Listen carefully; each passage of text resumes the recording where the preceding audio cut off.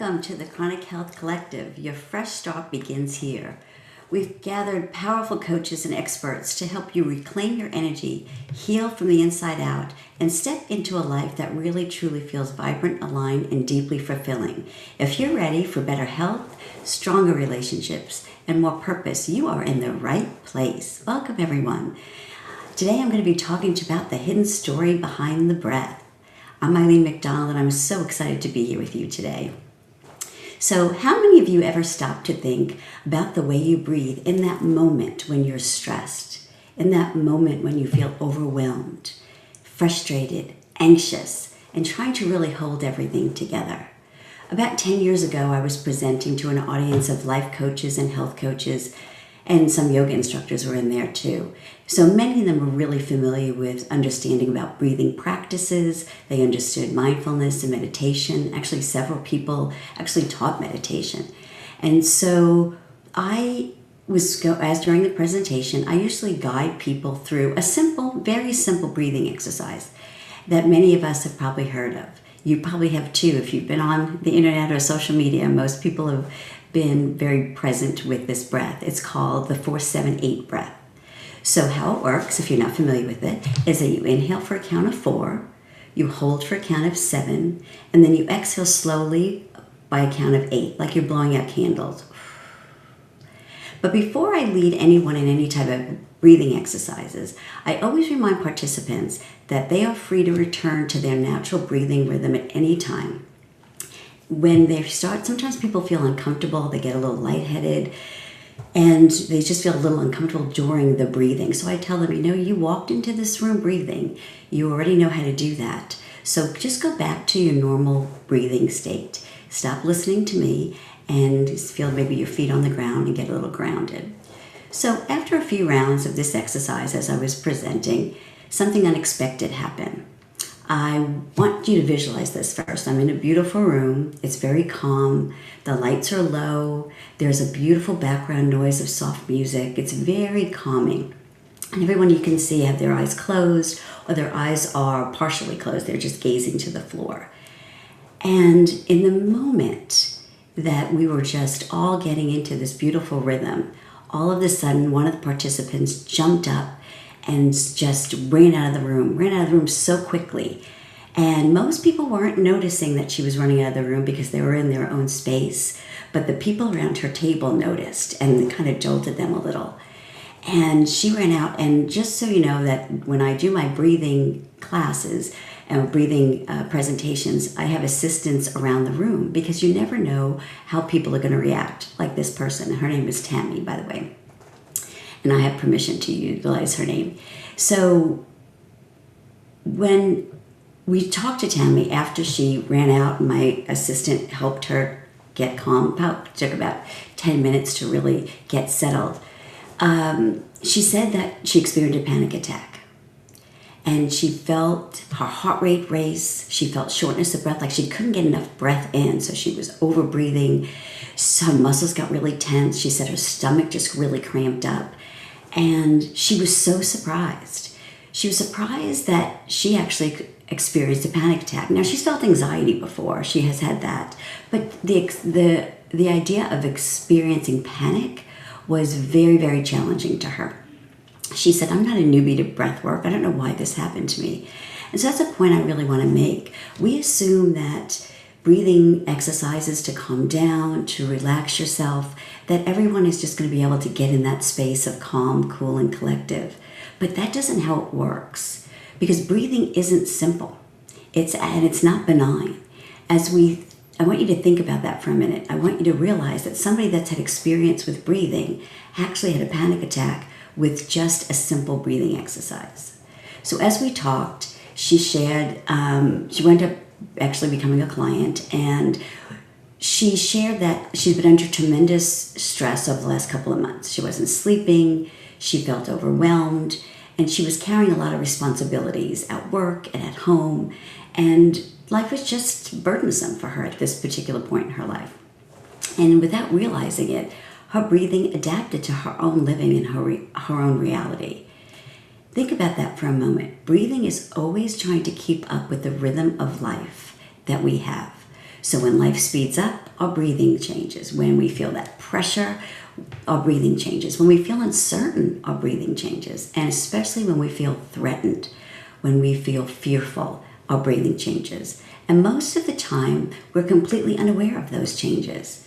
We have unconscious learning. And if you do not have awareness of those changes, guess what? Over time, those changes and those behaviors become permanent of who we are. So as we explored her breathing pattern, we discovered that her breathing had become short and shallow, very constricted in her chest. And she was a little surprised about that. I mean, she knew she was holding her breath, but she didn't realize how constricted she was. And she did share that this feeling of uneasiness and uncertainty is not really new. It's something that she has experienced and lived for quite some time in her life. And she actually found, while we were going through the exercises, she actually found that holding her breath was feeling a sense of control for her. And she didn't realize how often that she actually held her breath. So maybe you can recognize some of those patterns in you.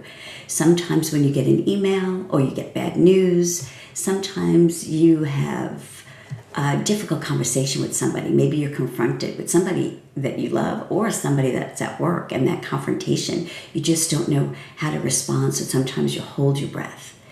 And you suddenly realize maybe, oh my goodness, I'm not breathing. And maybe you don't even realize that at all, but that's what your body's doing many times. Sometimes we shift to these short little tiny breaths, like this panting almost, and we're trying to push through whatever episode that's happening or ever experience we're going through. So breath holding is very common in a coping strategy to help you really hold things together. And that's what Tammy was realizing what she was doing. I just want to share that the body is very, very intelligent. And when it feels that it's in danger, it's going to be vigilant. It's going to protect you. It's going to guard you. And that breath reflects in our state of being. So when she suddenly shifted to this structured 4-7-8, we were asking her body to do, right? Her body wasn't ready. Her body was not, it was resisting that breathing, and that's what happened. So for her, it looked like panic. She felt that heart rate racing. She felt that cold, clammy hands. She felt that constricted breathing. But I want to give you a different perspective. I want to let you know that what I was able to see, we were able to practice through some negative reinforcement breathing techniques, is that her breathing was dysregulated already, but that was familiar to her. That was comfortable. That was keeping her in control. That became her norm. So even though it wasn't serving her well, it was causing sleepless nights, difficulties in relationships, digestion issues. She viewed that. What she did was she realized that she was holding it all together and trying to breathe the 4-7-8 to calm breath. Her body was resisting because it didn't feel safe. And so it changed her whole perspective over breath work. So as a holistic coach, working with people to navigate stress for more ease and flow, I've been doing it for over 20 years. What I kept noticing is the clients that I worked with that had the deeper shifts, that really had that overall being able to make those hard life changes and really boost their well-being, are the ones that I address breathing first with. After years of helping people navigate their nervous system, shift their mindset, my clients who were able to move more quickly through the process and have less resistance were the ones that I integrated breathing with into the coaching practice. So I truly believe that coaching, when you're coaching anyone, even yourself, when a lot of self-coaching goes on, one of the things I really recommend for people to do is just pause. Pause and check in. Check in with that breath. What is it telling you? Your breath is giving you information. Your breath is very adaptive. It moves in different situations and for everything we do. So it adjusts when I'm speaking. My breathing is adjusting. When I'm singing, you don't want to hear me sing. I don't know. I know there's some good singers out there, not me. When we exercise, our breathing changes. When we laugh, our breathing changes. When we cry, when we eat, and when we sleep. Dr. Peter Litchfield is one of my mentors, and I've studied under him for many years. And he describes the breath as very acrobatic. And I love that description because it is. Our breath changes depending on what we need. And it's incredibly intelligent. And it adapts until it doesn't, just like other type of coping mechanisms. Sometimes we just overuse it and our bodies give us signals. And that's when the breathing goes from adaptive to dysregulated.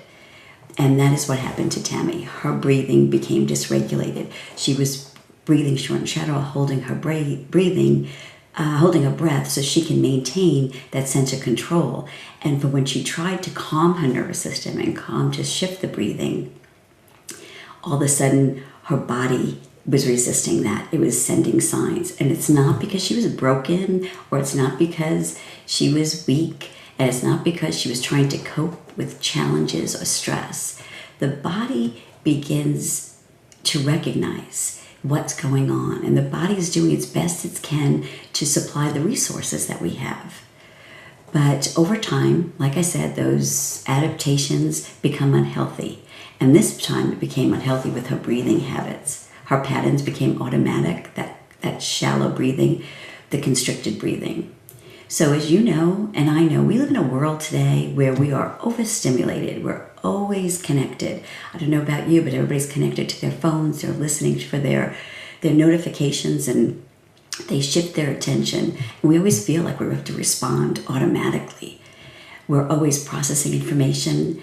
There's so much noise coming at us between social media and any type of social media. And many people are on so many different aspects of social media that they're getting bombarded on Facebook, on Instagram, on TikTok, on LinkedIn.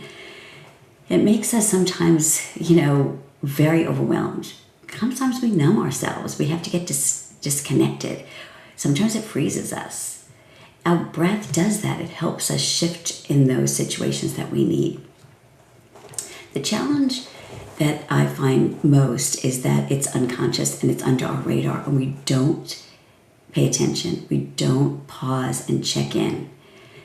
So people often have this unawareness that this breathing is shifting. And many times other people will see it because they will see somebody be upset. So while they say, take that deep breath, calm down, take several deep breaths, other people see it, but we sometimes are not aware. So this is where I truly believe not just doing a technique, but really understanding and develop breathing awareness is where that journey begins. The awareness to learn to notice, learn to observe, learn to become more curious. Really, curiosity is one of those things that I think that we need to be apply more curiosity to our everyday lives. Look at things differently. Look at things not as bad or good, but what information is it giving us?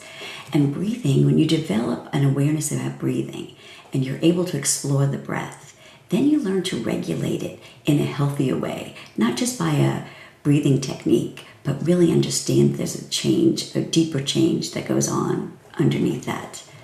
Because when we can change our breathing patterns, and we can recognize that they exist by giving attention and being intentional in our breathing, it didn't matter that Tammy knew all the breathing techniques there were out there. She taught, I think she taught yoga for something like 5 or 6 years, but she still wasn't aware of her breathing. So in order to change that, in order to live better, we need to develop an open awareness. So over the years, through my work as a nurse, a coach, a breathing trainer, I really have that deep appreciation for the breath.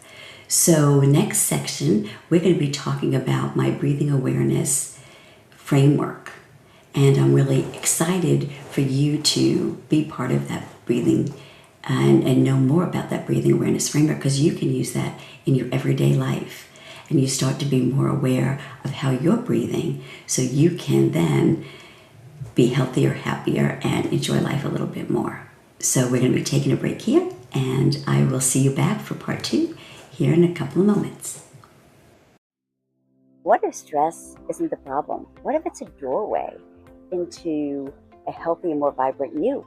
I'm Eileen Mcdonald, and I truly believe that life is stressful. We have stresses in our lives, but you can dance with the mess of the stress with more ease and flow. You have a lot of inner wisdom, a lot of inner strength, and when you're able to tap into that wisdom and strength, then you find more peace, more happiness, more joy. So let's learn to start dancing with the mess of the stress with more ease and flow, and truly be able to step into your life, in this wild and beautiful life, as your healthiest, most vibrant self. Everything we're made of contains light. From the sun that feeds our world to the energy that flows within us. With LifeWave X39, we've found a way to put that light to work. With X39, we achieved something remarkable in the field of wellness and science that others could not. By utilizing LifeWave's unique patented technology, X39 uses light to elevate GHK-Cu, a copper peptide known to support overall health and wellness. Unlike traditional light therapy, X39 uses the body's own infrared light to naturally increase vitality. By gently stimulating the skin with light, our non-invasive, non-transdermal X39 patches help you conquer your active lifestyle and pave a new way to vibrant health. Becoming a powerhouse is easier than you think. It all starts with your body and a little help from light. Place one LifeWave X39 patch on the body. Apply the patch to clean, dry skin in the morning. Patches may be worn for up to 12 hours before discarding. Keep well hydrated while using this product. Harness your natural potential. Reclaim youthful energy. Live long, live well, live young with LifeWave X39. Be the light. LifeWave. Why do 98% of beauty enthusiasts rave about coolness? It's all in the blend of ancient wisdom and modern science. Introducing Coolness, Pearlescent Face and Eye Serum Cream. This powerhouse combines the antioxidative power of schisandra berries, the glow of pearl powder, and the hydrating wonders of dragon's blood extract. It's like a time machine for your skin, making it radiant, firm, and oh so smooth. Inspired by ancient Chinese traditions and backed by modern nutritional science, this serum cream is perfect for dry, mature, and aging skin. It's time to unlock your inner glow with Coolness.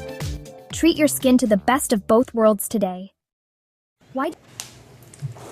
Welcome back to be part 2. I'm really excited to share this breathing awareness framework with you. I've been sharing this in more detail, of course, with a lot of coaches, and they've seemed to really be able to take their patients and their clients to their next level. So when we talk about building awareness, I look at it in 3 dimensions. The first dimension is breathing mechanics. How do you move that air in and out of your lungs, right?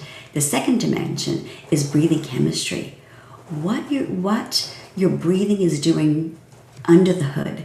What is going on physiologically? How are we actually moving the oxygen from the lungs to the cells and the carbon dioxide from the cells to the lungs? I'm not getting too technical here, I promise.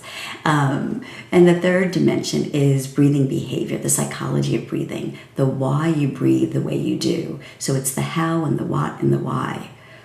So let's start with the first 2 dimensions in this section, and then we'll move on to the third dimension in our last group together.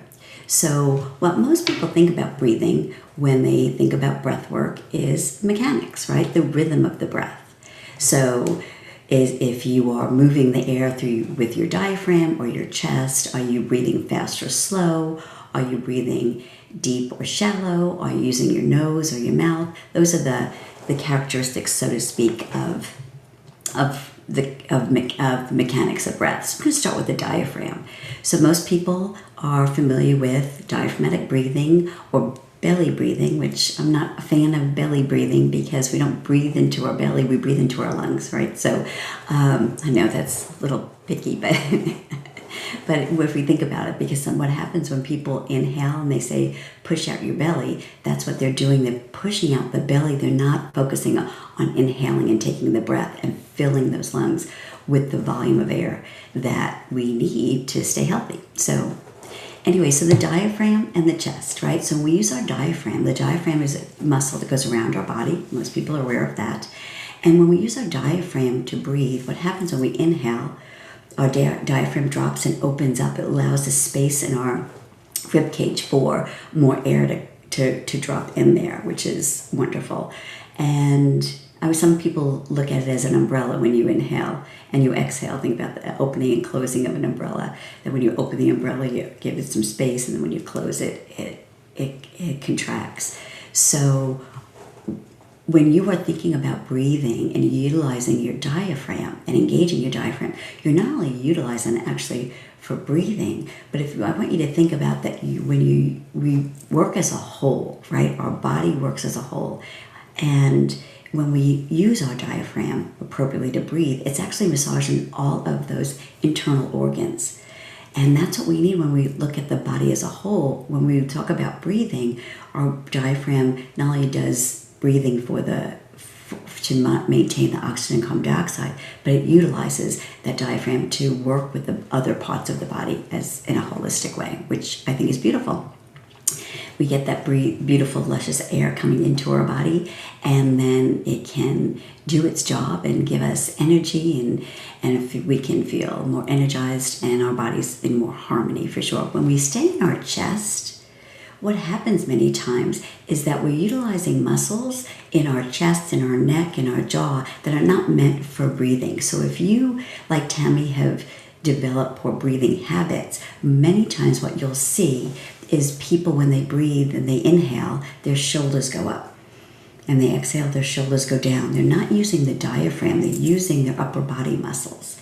And over time, that causes problems for the muscles. It weakens the muscles, and the body just has to work harder. So I always have people practice diaphragmatic breathing by lying down, because a lot of times it's easier to access your diaphragm and notice it when you're lying down. So it's just a tidbit of information for you. I just want to say that where I find a lot of people breathing through their chest is many times it's women, because I have some men too that do it, but women particularly, because what they do is they've been trained and taught to hold in their stomach, hold in their gut, right? Because we don't want that to puff out. So what we do, we've trained our bodies to breathe through the chest and not utilize the diaphragm. And that can cause long-term issues, like I said, but it also causes a lot of breathing issues, because we're having to breathe faster and a little bit harder if we're in our chest. So that's where that increase in that rhythm comes in. That shorter, shallower breathing comes in when we are not engaging in that diaphragm. And when we breathe in our chest, what actually does, it sends signals to the brain that we're in fight or flight, that we're in danger. So think about how many people out there that are really struggling with anxiety. And many times in my clients that I see, it is because they are chest breathers, and we need to reset that, unlearn the chest breathing, and relearn the diaphragmatic breathing, because it really does impact your body. The next is your nose and your mouth. We hear a lot of people talk about everybody needs to breathe in their nose, and yes, we breathe in our nose because the air gets filtered and it comes in a little bit slower, which is wonderful. The issue with that is some people can't breathe in through their nose because they have obstructions, and so they are mouth breathers and they take in too much air. So the practice of when you're a mouth breather is taking in softer, slower amounts of air, not the big gulps that dysregulates you. So most people breathe in like that when they breathe through their mouth. So I have them practice just breathing in like they're breathing in through a straw. And just see what that feels like. See if it feels a little more comfortable. I know there's a lot of popularity around mouth tape, and I'm a big fan of mouth tape. I think that mouth tape is wonderful. Just have to make sure I don't recommend any particular one, but make sure that it is the ones you pick, have the research behind it, because there's a lot of things out there on the internet that are not as as healthy and as effective. The next thing we're going to talk about is breathing fast or slow. Most people think everybody needs to breathe slow it down. And I tell people all the time when I'm working with them, depending on where I meet them, where they're at, so what their breathing patterns are. And it is when we breathe slower, we do activate that part of our nervous system to calm down. But I want to share with you that if you are teaching breath work, or you are practicing breath work, or helping people calm down, and you have them do that, that deep breath. If you have any type of metabolic issue that's going on in your body, such as diabetes, actually slowing the breath for them can cause more metabolic issues and more imbalances, because I'll talk about this in a little bit. But what happens with the breathing, when diabetics breathe faster, they need to get rid of more carbon dioxide in order to manage the pH in their body in a different way, because metabolically things are shifting and imbalanced. So and the other thing is too, for people who have seizure disorders, have to be really careful, because if they change that carbon dioxide level, sometimes that makes a definite change.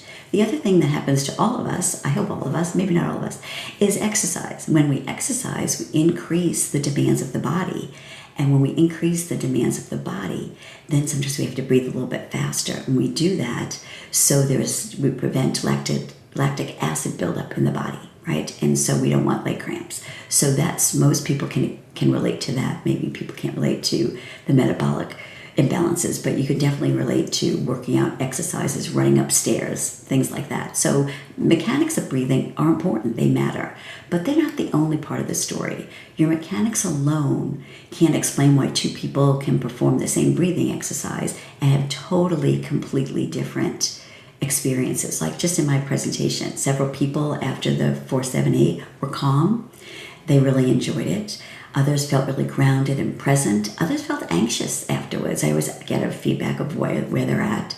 Not only one person panicked, but some people feel anxious. Some people just feel uncomfortable. Some people have a hard time taking that fuller breath. They're not used to that. It's a little strange. So they might not go full-fledged panic, but they know it's uncomfortable. And I just want to remind people that breathing is very unique because it's voluntary and involuntary, right? You can choose to take a deep breath right now if you choose to. You can choose to hold your breath. You can choose to breathe faster. You can choose to breathe slower. Yet, the moment you stop paying attention, your body takes over. It's that involuntary. So if we've learned breathing patterns, or your body has learned breathing patterns over a period of time, maybe that natural breathing or that normal breathing that you go to involuntarily, maybe it's just breathing. Maybe it's not. Maybe it's breathing a little bit faster. Maybe it's holding your breath. Maybe it's breathing shallow, deep. So when we start to develop an awareness and really understand our own personal breathing journeys and really understand in what situations that we breathe certain ways, then we get a better understanding of how our body works and how we actually can start to navigate the stresses in life with a whole bunch of ease and flow, which I think that's our goal. Most of my clients, that's definitely their goal. We are born breathing, right? We're born knowing how to breathe, and we don't take control until we have life experiences. And so I want to, really stress that. Our body knows what to do. So we are now going to go into breathing chemistry, which is one of my favorites, because I really want people to understand that it's not just the mechanics of breathing, that we really have to be conscious of the chemistry. And when I talk about chemistry, I bet people go straight to, oh, it's oxygen. We need oxygen. And yes, we do. We need oxygen because we've been told, right? We can eat, we can go without food, we can go without water. But what we can't go without is oxygen. And our bodies do not have a reserve of oxygen. So we go straight to, oh yes, it's oxygen. But in many ways, I want people to realize that carbon dioxide, what we breathe out, is really misunderstood. The carbon dioxide really is the key to breathing healthy. Unfortunately, it's got a very bad reputation until today. We're going to change that reputation. So I'm going to share a couple of things about carbon dioxide that I think is really important. The first one is that it's our body's natural relaxer. It's its own Prozac, I guess you could say. It relaxes the vessels in our body, and it dilates them, doesn't constrict them. It keeps the blood flowing very easily, and the more blood that flows to the brain and the organs, of course, the healthier we are. And I don't know about you, but I want as much blood flow to my brain as possible, so I can make better decisions. I can focus. I can have mental clarity. I can relieve some of that brain fogginess, that scatteredness, and that unclear thinking. And some of those things, that's exactly what Tammy was experiencing. And secondly, I wanted to boost your energy. Influence is actually we need enough carbon dioxide in our body so that the oxygen adheres to the cells and it goes down to the cells that produce our energy. So if you want more energy, you really need to have an adequate amount of carbon dioxide in the body. And the third, it helps navigate our nervous system functions, which for me, I think we've all learned how important it is to navigate our nervous system, the sympathetic, the parasympathetic, or people are familiar with the polyvagal part of that nervous system. But I will tell you what I've learned doing biofeedback on many people and doing research is that if your carbon dioxide level is too low, that nervous system, no matter what exercises you do, is really going to have a difficulty regulating. Because if our carbon dioxide level is too low, we constrict. And if our body's constricted, it's going to send signals to the brain to keep us in that stressed out state. Another important, which I think is extremely important for every cell health too, is the significance that carbon dioxide plays on balancing the acid-base balance in our body. It's maintaining the pH of our cells. So I want to say carbon dioxide is not simply a waste, that we really need to pay attention because it gives you information, it helps you regulate, and helps you balance. The challenge occurs when we exhale too much carbon dioxide, and that's called overbreathing. When we overbreathe, and we have a tendency of doing that sometimes when we're holding our breath or do short and shallow, that overbreathing admittedly stimulates and it triggers and exacerbates any maybe physical, emotional, or mental issues we're having that really truly impact our total well-being and our performance. I'll tell you a story about my performance in the next thing of how it truly affected me. So when we found that what Tabby was doing, she was overbreathing. Her CO2 levels were low. So the normal is 35 to 45 millimeters of mercury, and hers was 25 to 30 during that. So her carbon dioxide levels were too low. And it was monitored by a capnometer, a biofeedback device that I used that attached with the nasal cannula, and you get to see in real time the breathing chemistry and then also the breathing mechanics. So that 4-7-8 shift for her, her physiology was not ready for that. It was something that her body was resisting. And so that's why she had that panic attack. And I want to say it's not psychological, it's physiological. And I think that's where people start to confuse or they get nervous when they have anxiety or they have panic attacks. They think it is just psychological. But I want to stress that it's physiological. It's the change in the breathing chemistry that does the constriction and really does shift the body into a different state. So when I worked with Tammy, we worked on her breathing awareness, her breathing patterns, her tolerate. We brought up her carbon dioxide level, and then she was able to gradually adapt to being with higher carbon dioxide levels and being able to really nurture herself in a healthy way. It took about 10 to 12 weeks, and her physiology really stabilized. So I really think that's so important to realize that. So when we talk about breathing and the quick fixes, this is where sometimes we can't do quick techniques. The breathing patterns that we've been accustomed to over the years, the body learns and it practices and it relies on them to keep you safe. So the fact is many people overbreathe and they don't realize it. And it's, like I said before, it's unconscious. And we need to be able to understand how we're breathing with the breathing chemistry. So we are going to next, as we come up, and we're going to understand the third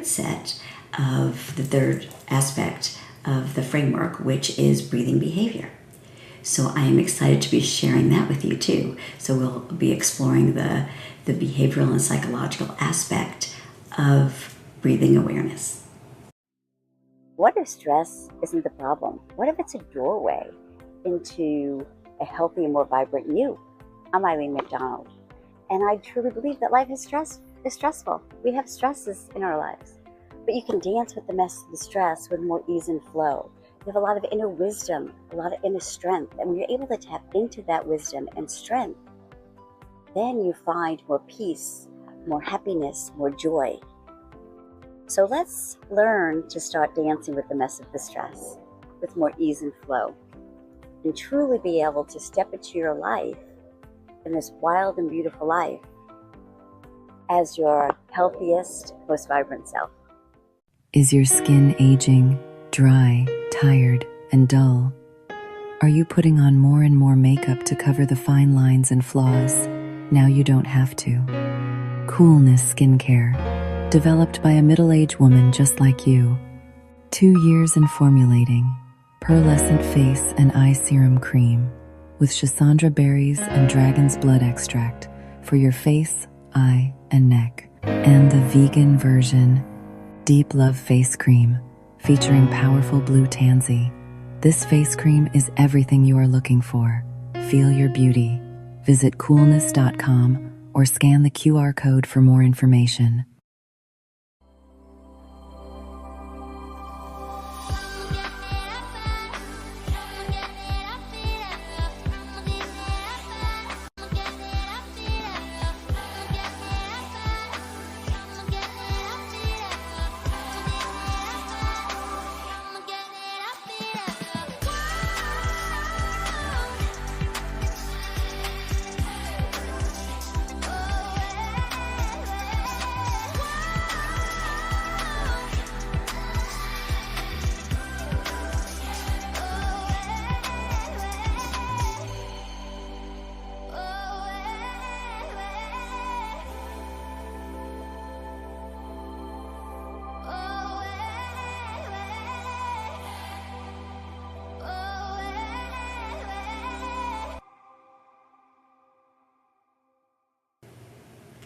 All right, we're back for part 3. So glad you're back with me.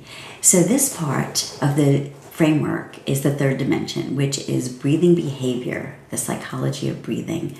Pretty much, why are we breathing the way we are? You know, that's always the question that I ask people, and they really get a little confused when I ask that question. So breathing is a learned behavior. And just like any behavior, it's shaped by our experiences, our emotions, our beliefs, perceptions, memories, and our environment. And did I say emotions? Oh yeah, I did, right? Making sure you hear that, because it really is shaped by our emotions. Think about how your breathing changes throughout a typical day. Or maybe you don't think about how your breathing changes in a typical day. Some people don't. And I'll just give you a heads up. We breathe over 900 times an hour, over 22,000 times in a day. So it's interesting that sometimes we don't even think about what our breathing is doing, something we do so often. So imagine sitting quietly. It's in the morning and you're enjoying a cup of coffee, or in my case, I'm a tea drinker. And your breathing is relaxed. You feel just very peaceful and settled. And all of a sudden the phone rings. And you look down and you see the number. And it's not a number you were expecting. It's someone that you have a very complicated relationship with. I don't know if that's happened to any of you out there, but I know it's happened to many of my clients, and probably even myself a time or two. And in that moment, when you look at that, you don't even have to say anything, and your breathing changes. For some people, it gets shallower. For other people, they hold their breath. For other people, they speeds up. And perhaps some people just let out this big, that sigh, like, oh no, how am I going to handle that? You didn't intentionally change your mechanics at that moment. You didn't tell your body, I need to hold my breath now. Your breathing changed because of your perception. Your perception of the situation changed. You went from the calm to the triggered. And your breathing responded just with that. So in situations where we find ourselves maybe shifting our breathing. It could be when we're experiencing a loss. It could be a loss of a job, a loss of a relationship. It could be feeling rejected. It could be feeling physical pain, emotional pain, feeling a sense of overwhelm, deadline approaching, pressure to perform. Many times people feel that. They have anxiety issues. And even meeting new people sometimes can cause us to shift our breathing. Having an argument with a loved one. And our breathing, like I said in the first chapter, it responds to all of it. It's the constant reflecting of what's going on in our inner world. The breath reflects how the body is interpreting life at that moment, and it's actually unconscious. So this is why I believe the best method to learn breathing is truly from the inside out. It goes beyond the techniques. It goes beyond focusing, whether it's fast or slow, nose or mouth, deep or shallow. It goes to the intelligence of the body, the intelligence of the breath. And as you know, when we go through areas in our life when we're feeling unsafe, it's hard to navigate challenges, right? And over that time, a lot of times we dysregulate our breathing patterns, but they become familiar to us, just like they did with Tammy. They became her norm. And what happens is your body forgets about the other options, the natural options, the regulated breath that we were born with doing, like I said before. So when Tammy was carrying all this emotional responsibility and just feeling totally uncertain about life, it was really challenging for her to navigate that breathing technique. But when we were going through the challenges with her, what she realized was that she would tighten herself, she would brace herself because she wanted to push through everything. So she doesn't even know how long her body was so tense and bracing. So it's a question I have for you guys. Do you notice when your body tenses and braces? Do you notice when you're waiting for the next shoe to drop? Because I can guarantee that's a good time to check in with your breath to see what that is. So as she was reflecting of her breathing and what she learned over the time, she was realizing her coping skills were that short, shallow, protected breath, and that she needed to be able to undo that. And so through a lot of work that she's done at home, not just with me, but you do a lot of work at home, really developing that awareness, paying attention to certain scenarios, certain emotions, she was able to shift and have a more regulated breathing pattern, which really had helped her. So whether you're an individual that experiences anxiety, chronic stress, emotional pain, and physical pain, believe it or not, our breathing responds to both. Many times we overbreathe, and when we're overbreathing, that shift in that carbon dioxide is also known as a state of hypocapnia. And we do that many times for years on end. We just do that overbreathing constantly, and that causes our bodies to respond to what they call secondary gain. We gain something from breathing like that. And that is where the challenge of the changing comes in. That's why techniques sometimes don't work unless you work them through some of these secondary gains. So one would be that you're feeling these emotions and you want to avoid the emotions. So you start to overbreathe, and then your brain then helps you disconnect. You become disassociated from the emotion, or you disassociate from the feeling. And in that feeling, you don't get to feel the feels, but you can operate, and you can be not really present, but you can be doing on that automatic pilot type of way of operating. And the body adapts to that. And that becomes your normal, but not your natural. The one area where it really picks up is in pain. So when you're experiencing pain, a lot of times our body shifts to overbreathing, because when we overbreathe, we decrease that carbon dioxide, our body disassociates, that then we feel less pain. So if you have back pain or chronic fibromyalgia or something along those lines, many times people have learned to overbreathe, lower their carbon dioxide. It does help with the pain, but what happens is that it's not helping them navigate other areas of their life. They can develop some neurological issues, they develop cognitive issues. Some people have actually developed heart issues, palpitations, digestive issues, and their body seems to be over-breathing for the pain, and then all of a sudden we have all of these other issues that come up. So those are the secondary things that we need to address. Many times with my clients, they don't come in with over-breathing, but they come in with feeling that they can't navigate stress very well, that they're anxious, that they want to find joy and happiness in their life, and then we find out that something in their life has caused them to overbreathe, and because of that, now that is cascaded into so many other things of why they're not able to focus, right? We talk about the secondary gain. Sometimes we want to be removed from a situation. We don't want to be social. We want to be removed. It's safer that way. So that's that secondary gain. So I'm going to tell you, I told you I would share a personal story about me.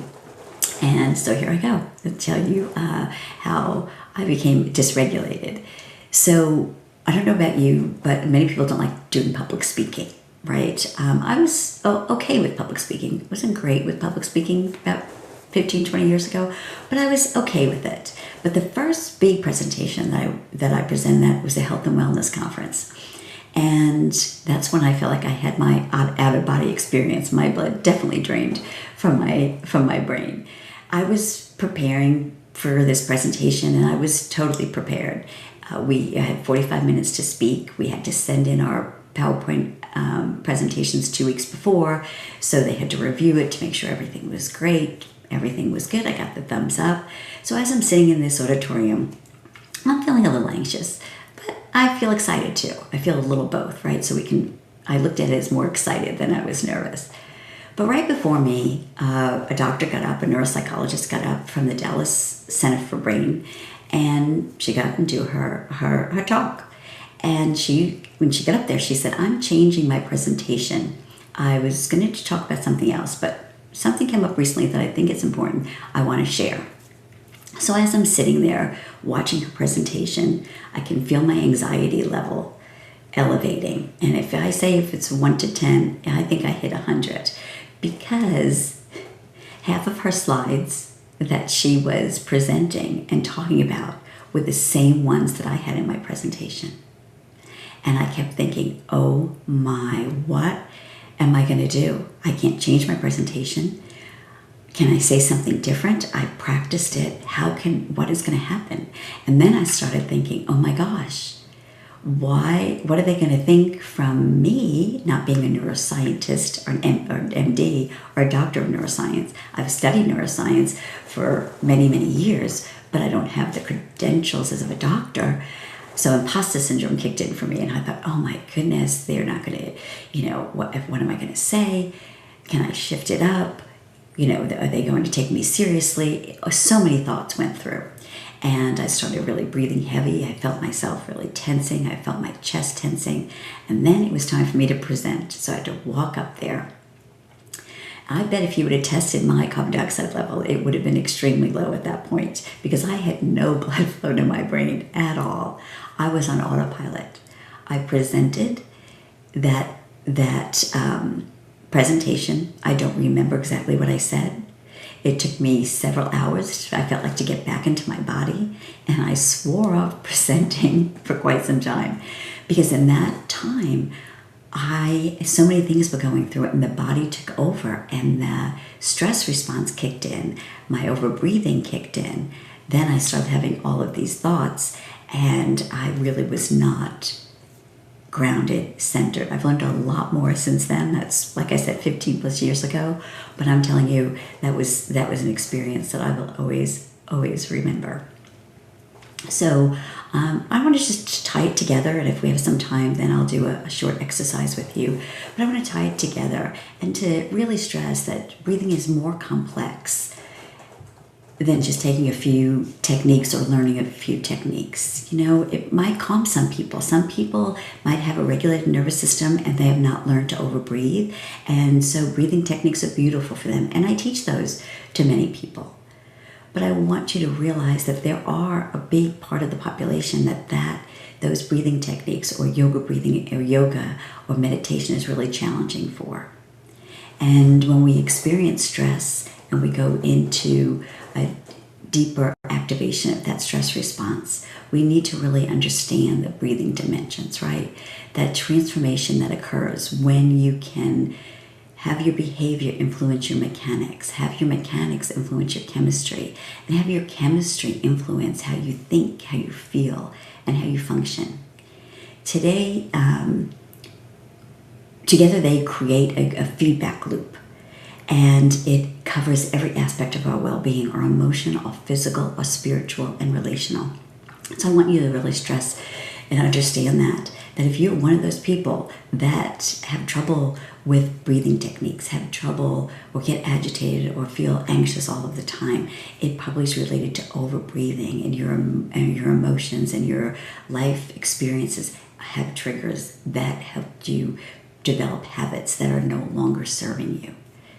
So I want you to understand that your breath is a guide, and it really helps you develop awareness, and it gives you the ability to handle life's challenges with more grace and more ease and more clarity and more presence.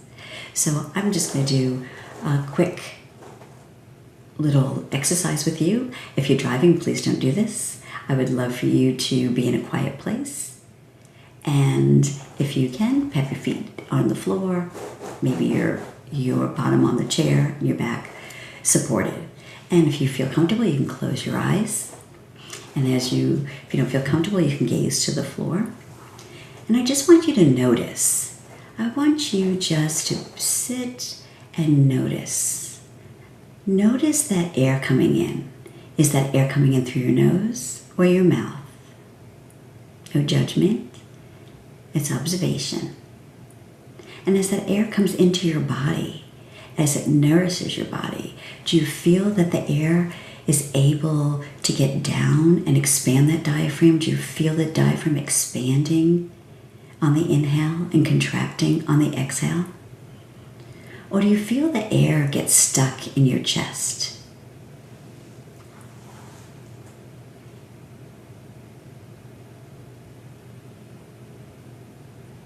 Do you notice that on your inhale, your shoulders go up on the inhale, maybe and back down on the exhale?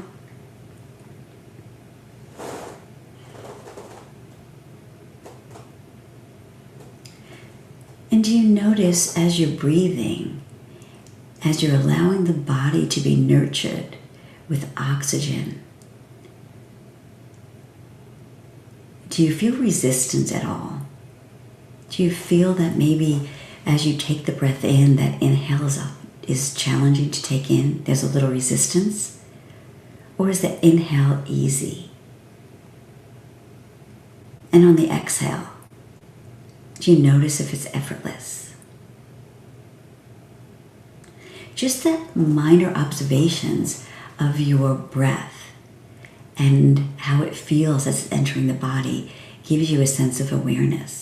You can practice some of those and just notice in different times and different positions, different circumstances, because the noticing and the awareness will help you really gain insight into some of the breathing. And if you want to know more about the breathing, you can always reach out and contact me. So I am so happy to be here with you today. And if today's episode at all spoke to you, I just want you to know that you can take action. You just don't have to watch. If you want to book a free consultation with one of our experts at the chronichealthcollective.com for personalized support, that would be great. You can subscribe to our monthly magazine for powerful tips for the 10 coaches to really elevate your health, your mindset, your relationships. Join us live every Tuesday, 7:30 p.m. Central Time, and catch the latest or the past episodes anytime at E360 TV or at youtube.com at Chronic Health Collective. And I truly want to appreciate and thank you for tuning in today. Your transformation starts with one bold step. See you next week.